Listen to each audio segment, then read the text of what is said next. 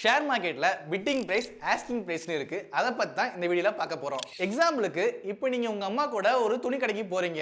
அந்த கடையில ஒரு ட்ரெஸ்ஸோட விலை வந்து 1000 ரூபான்னு சொல்றாங்க. ஆனா உங்க அம்மா 400 ரூபான்னு சொல்றாங்க. இதை தான் பிட்டிங் பிரைஸ்னு சொல்லுவாங்க.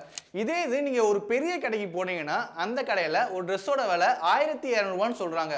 ஆனா அங்க நம்ம அப்படியே 1500 ரூபாய் கொடுத்து அந்த ட்ரெஸ்ஸை வாங்கிப்போம். இதை தான் ஆஸ்கிங் பிரைஸ்னு சொல்லுவாங்க. இதே மாதிரி தான் ஷேர் மார்க்கெட்லயும் நடக்கும். இப்போ ஒரு ஷேரோட பிரைஸ் 100 ரூபான்னு வச்சுக்கோங்களேன். நான் வந்து அந்த ஷேரை 103 ரூபாய்க்கு விற்கணும்னு நினைக்கிறேன். இன்னொருத்தவர் 102 ரூபாய்க்கு விற்கணும்னு நினைக்கிறாரு. அந்த ஷேர் வந்து கண்டிப்பா ஹை ஆகும்னு இருக்கும். ஸோ அவர் வந்து 102 ரூபாய்க்கு பிட் பண்றப்ப நிறைய பேர் பிட் பண்ணிட்டு இருப்பாங்க. ஸோ இதனால 103 ரூபாய்க்கு வந்து வாங்குவாங்க. இதுதான் பிட்டிங் பிரைஸ் சொல்லுவாங்க. இதே மாதிரி ஷேரோட பிரைஸ் 102 ரூபாய்க்கு ஒருத்தர் விற்கிறாரு. நான் வந்து அங்க வந்து 102 ரூபாய்க்கு வாங்கணும்னு நினைக்கிறேன். இதுதான் ஆஸ்கிங் பிரைஸ் சொல்லுவாங்க. இப்ப பிட்டிங் பிரைஸ் ஆஸ்கிங் பிரைஸ் என்னன்னு பார்த்தாச்சு. இதே மாதிரி ஷேர் மார்க்கெட்டை பத்தி தெரிஞ்சுக்கணும்னா மைத்ரா வெல்த்தை சப்ஸ்கிரைப் பண்ணுங்க.